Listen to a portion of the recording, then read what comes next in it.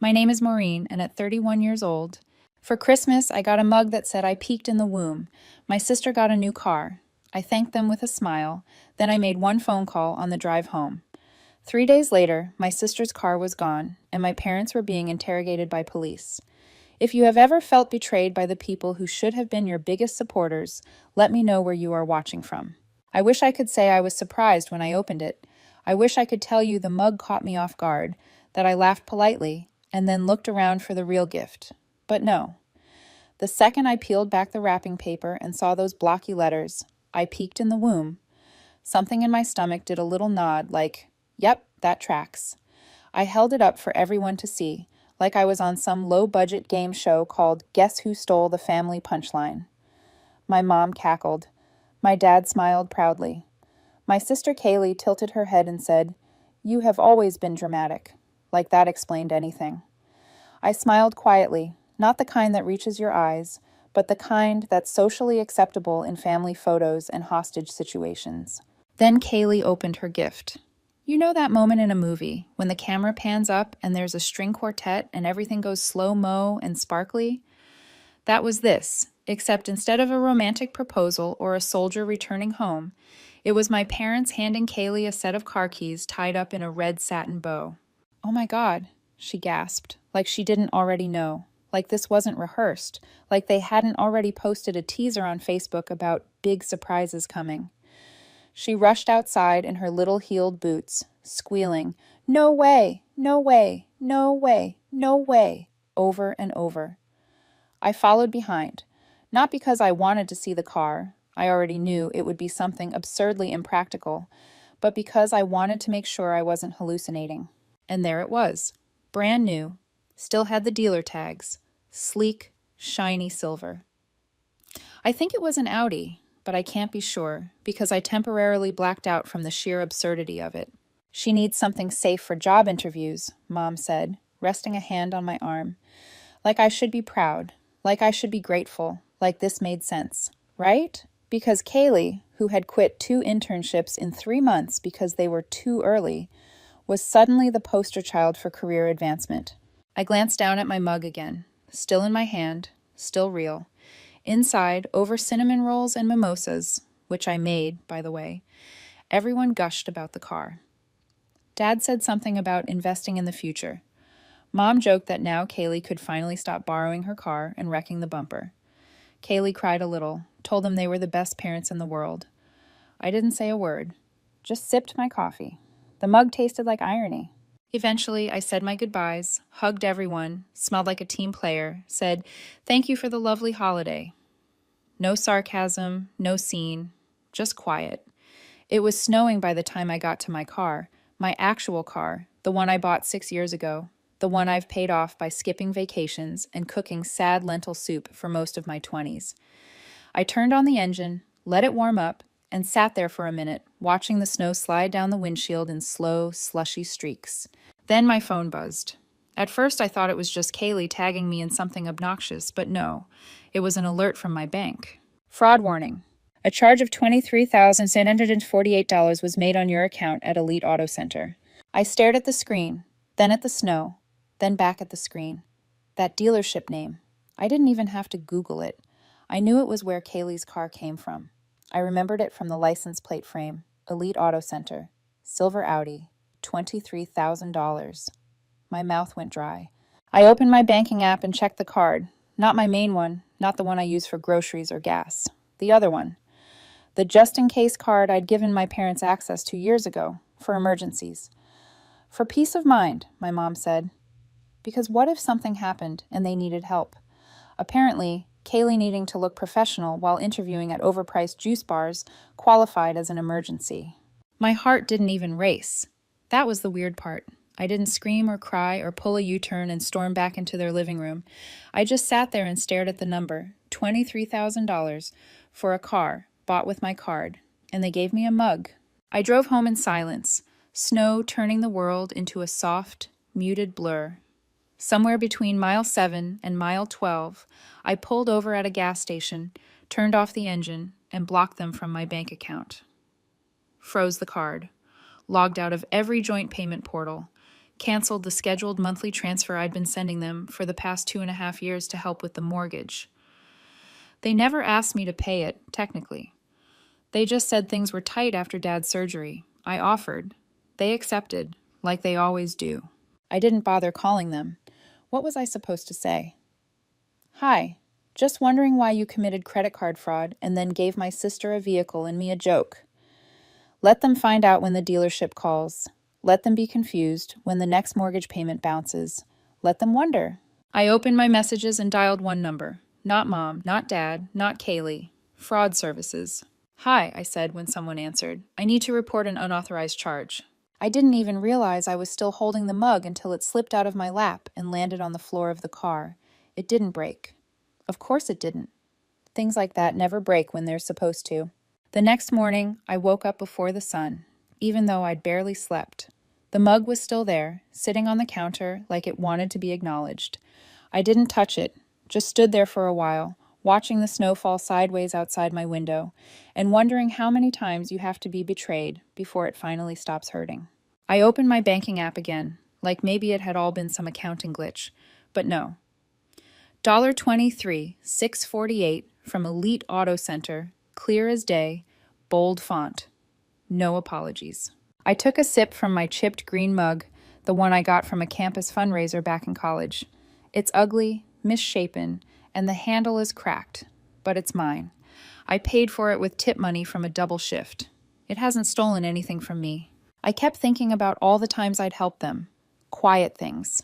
Things they never asked for directly, but always expected. Like when Mom hinted the mortgage was getting tight after Dad's surgery. I offered to help. She said, only if it's not too much trouble. But they never told me to stop once it became routine. $600 every month, on time, like clockwork. I paid Kaylee's parking tickets once, too. This was back when she still had her old car, the one she never took care of until it gave out completely. She'd forgotten about the tickets and cried when her registration got flagged, said it was ruining her life. I paid them online at 2 a.m. and didn't even get a thank you, just a Venmo request a week later for nails before interview. I thought about calling them, telling them they had 24 hours to return the car, but I knew exactly how that would go. Mom would get teary. Dad would say something neutral like, let's all calm down. Kaylee would act confused and offended at the same time. No thanks. Instead, I got dressed, grabbed my coat, and drove. Their house looked the same as always. Beige siding, plastic reindeer half lit on the lawn. I parked across the street and let the engine cool before I got out. My hands were steady, but something in my chest felt sharp. Mom opened the door in her Christmas robe. Oh, she blinked. Maureen, I wasn't expecting. I know you use my credit card, I said. Just like that. No small talk, no hugs, just the truth, straight between the eyes. She went pale for a second, then smiled, like we were acting in a play together and I'd flubbed my line. Come in, it's freezing. I stepped inside. The living room still smelled like pine and gingerbread. There were scraps of wrapping paper on the floor. The bow from Kaylee's car keys was stuck to the side of the fireplace. Dad was on the couch, reading the paper like it was any other morning. Everything okay? He asked, not looking up. You used my emergency card to buy Kaylee a car, I said. $23,000. That got his attention. He looked at Mom, who gave him a look like, I've got this, then turned back to me. Well, honey, she started, and I swear to God, if she'd said, it's not what it looks like, I might have thrown the mug through their bay window. Kaylee really needed something reliable for interviews. You know how bad the bus system is out here. I laughed, loud enough that it made Dad flinch. That's your explanation? You stole from me because Kaylee doesn't like public transportation? It's not stealing, Dad said, holding up a hand. You gave us access to that card for emergencies. For emergencies, I snapped, not for luxury sedans. Don't be dramatic, Mom said. You make good money. We didn't think it would be a big deal. You didn't think it would be a big deal to spend $23,000 of my money? There was a pause, that uncomfortable family pause where everyone wants to say something, but nobody wants to go first. Then, of course, came the star of the show. Kaylee walked in. She had on fuzzy slippers and a full face of makeup, held a giant iced coffee in one hand and her phone in the other. What's happening? She asked, eyeing me like I'd walked in with a warrant. She's upset about the car, Mom said softly. Kaylee rolled her eyes so hard I could hear it. Oh my God, Maureen, really? You're mad about that? You make six figures and live alone. It's not like you're hurting. You used my card without permission, I said. That's called fraud. She laughed. You're so uptight. This is exactly why you're still single. You act like money is love or something. I turned to my parents. You can return the car today or pay me back in full. Otherwise, I'm filing a police report. Mom looked horrified. You'd do that to us? Over a car? Dad looked tired, older than he did yesterday. It's Christmas, Mom whispered, like the date was a shield against accountability. You didn't even give me a real gift, I said. You handed me a joke, then used my money to give her a car. I waited. No one spoke. Then I said it. The card is already frozen. The bank is aware, and I've canceled the monthly transfers. You'll need to figure out the mortgage on your own. That one hit. Mom gasped like I'd slapped her. You're punishing us. No, I said. I'm just finally choosing myself. I walked out before anyone could cry or yell or throw out some sentimental line about family. I'd heard them all before. Family means sacrifice. Family comes first. Family is everything. What they never said but always meant was, family is everything until it inconveniences Kaylee. I didn't slam the door. I didn't owe them that much energy. When I got back in my car, I sat for a minute with my hands on the steering wheel. My phone buzzed. New message from the bank. Fraud report confirmation. I smiled. It wasn't a joyful smile, but it was real. Turns out I didn't peak in the womb. I just hadn't started climbing yet. I didn't expect to feel better, but I did. Not joyful, just steady. After everything that happened at their house, there wasn't much left to say. There was only what needed to be done. I sat down with a cup of coffee and opened my phone. I scrolled back through old messages until I found the one I'd sent to my mom 3 years ago, when I gave her the emergency credit card. It was simple. Just to be clear, the emergency card is for medical or house stuff only. Please don't use it for anything else. I took a screenshot. Then I downloaded the credit card statement, the one with the $23,748 charge to Elite Auto Center, and saved the photo of Kaylee standing in front of the silver car with a red bow. I'd taken it at Christmas without thinking. Now it was evidence. I called the local police department's non-emergency line and asked how to report financial fraud. A woman transferred me to an officer. I explained everything calmly, clearly, that I'd given my parents a credit card for emergencies only, that I hadn't authorized the purchase, that I had written proof and documentation. He asked if I was willing to send it. I said yes. He gave me a report number and an email address. I sent it all that afternoon. No drama, no yelling, just facts. I wasn't doing this to hurt them. I was doing it because they crossed the line, and I finally decided to stop pretending they hadn't. 3 days later, the fallout began. The first sign came in a text from Kaylee. You're unbelievable. A few hours later, she posted a video to her social media. Her car, technically the one I'd been charged for, was being towed from the driveway. She didn't say much, just filmed it and stared into the camera like someone had robbed her. Caption read, "Some people can't stand to see you move forward." She tagged me in it. I watched it once, then closed the app. Later that day, someone messaged me privately. We'd met once or twice, one of Kaylee's old high school friends. She said she wasn't surprised, and that Kaylee had a long history of taking advantage of people.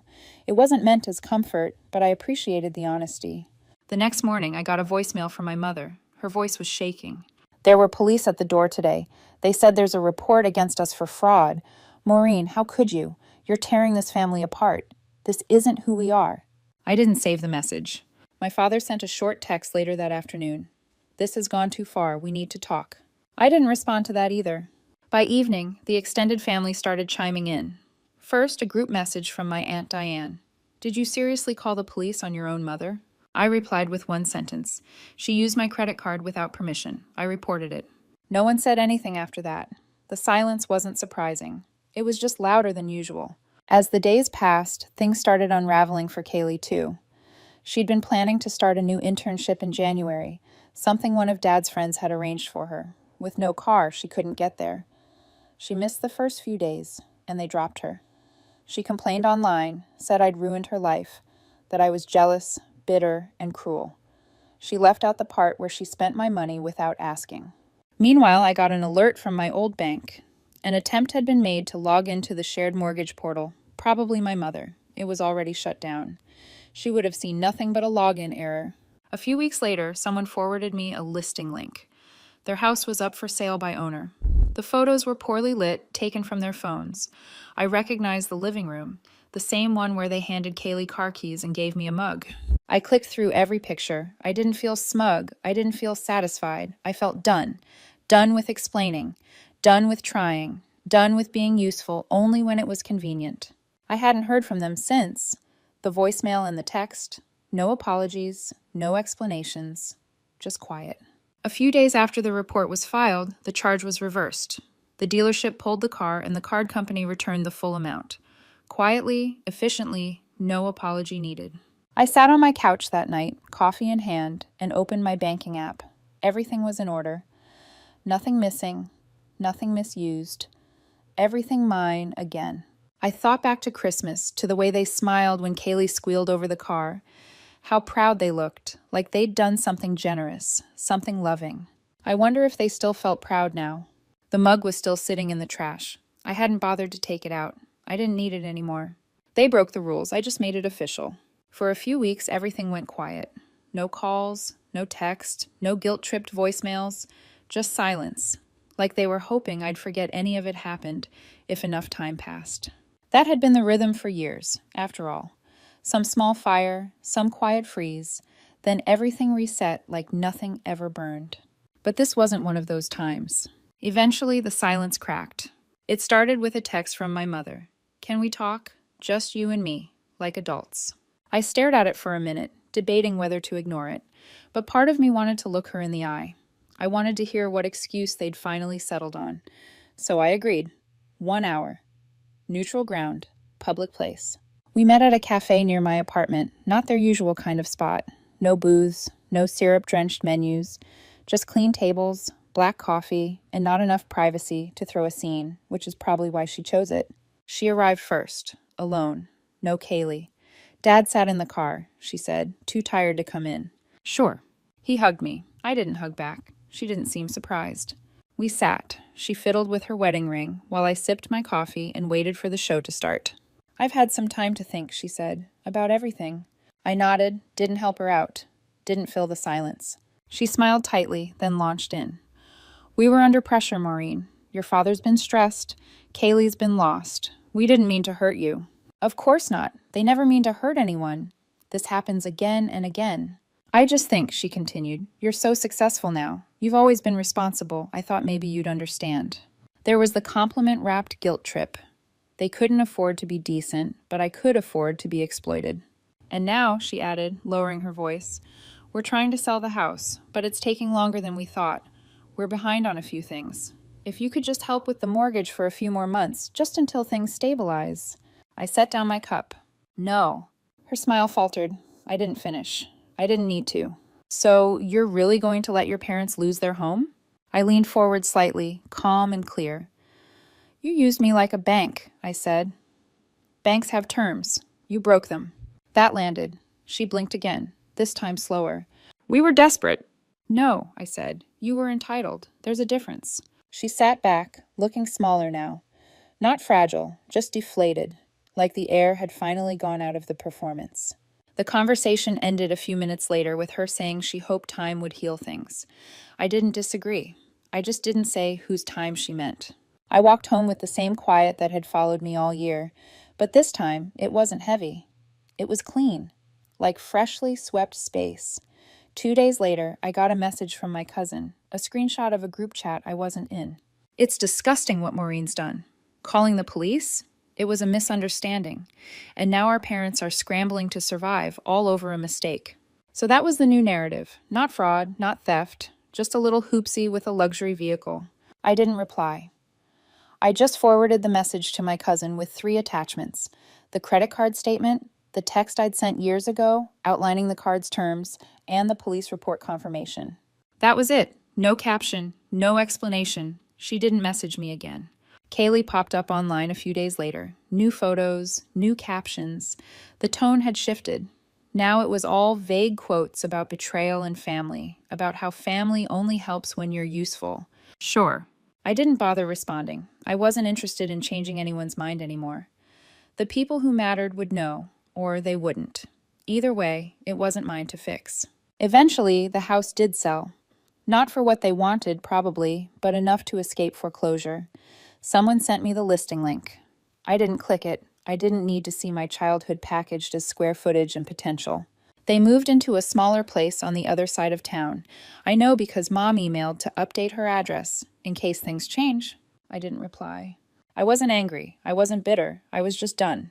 One morning, I cleaned out the kitchen drawer where I keep odds and ends, takeout menus, old birthday cards, keys to things I don't own anymore.